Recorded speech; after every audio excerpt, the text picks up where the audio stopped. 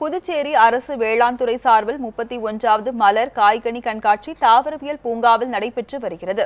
இதனை ஏராளமான பொதுமக்கள் கண்டுகளித்து வருகின்றனர். புதுச்சேரியில் ஆண்டுதோறும் வேளாண் துறை சார்பில் மலர் மற்றும் காய்கறி கண்காட்சி நடைபெறுவது வழக்கம்.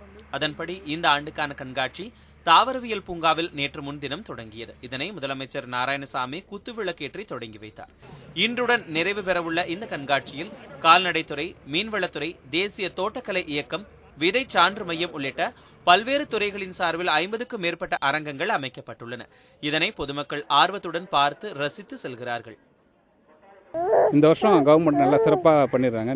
நல்ல வெரைட்டிஸான பூக்கள், மற்றபடி அமைப்புகள் எல்லாமே வந்து ரொம்ப என்டர்டைன்மெண்ட்டாக இருக்குது. குழந்தைங்க எல்லாருமே பார்க்குற மாதிரி ரொம்ப சந்தோஷமாக இருக்குது பார்க்குறதுக்கு.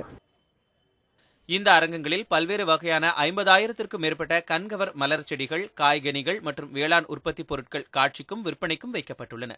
மேலும் பெங்களூரு, புனே, கேரளா மட்டுமின்றி வெளிநாடுகளில் இருந்தும் 1000த்திற்கும் மேற்பட்ட மலர்கள், காய்கனிகள் கொண்டுவரப்பட்டு காட்சிக்காக வைக்கப்பட்டுள்ளன. ரொம்ப பிரமாதமாக இருக்குது. இது ஒரு நல்ல வாய்ப்பு. இதுக்காக கொடைக்கானல், ஊட்டி போகிறதோட ரொம்ப பிரமாதமாக வச்சுருக்காங்க. மக்கள்லாம் வந்து இதை பார்க்குறதுக்கு நான் அன்பாக வேண்டுகோள் கொடுக்குறேன்.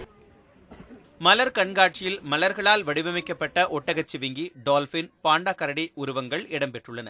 இதேபோல காய்கறிகளான பூசணிக்காயில் முன்னாள் பிரதமர் நேரு, விவேகானந்தர், பாரதிதாசன், பாரதியார், திருவள்ளுவர் உருவங்களும் செதுக்கப்பட்டுள்ளன.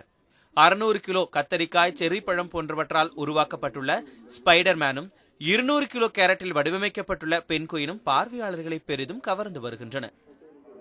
வெளியில வந்து அழகா பாகக்காயிலே டைனோசர் மக்களுக்கு அவேர்னஸ் ஏற்படுத்துற மாதிரி, பாகக்காயோட இம்பார்ட்டன்ஸ் தெரிகிற மாதிரி பாகக்காயில பெரிய அளவில் செஞ்சுருக்காங்க. ஃப்ளவர்ஸ் எல்லாம் இங்கே டால்பின்ஸ் மாதிரி இதெல்லாம் சொல்லி செஞ்சு வச்சிருக்கலாம். ரொம்ப அழகா இருக்கு. குழந்தைங்க எல்லாருமே ரசிச்சு பார்க்குற மாதிரி இருக்கு. இது தவிர கண்காட்சியில் வேளாண்மை சார்ந்த பயிற்சிகளும் அளிக்கப்பட்டு வருகிறது.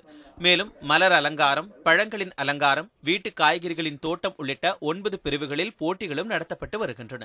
புதுச்சேரிக்கு சுற்றுலா வரும் மக்களுக்கு இந்த கண்காட்சி விருந்தாக அமைந்துள்ளது. விவேக், நியூஸ் 7 தமிழ், புதுச்சேரி.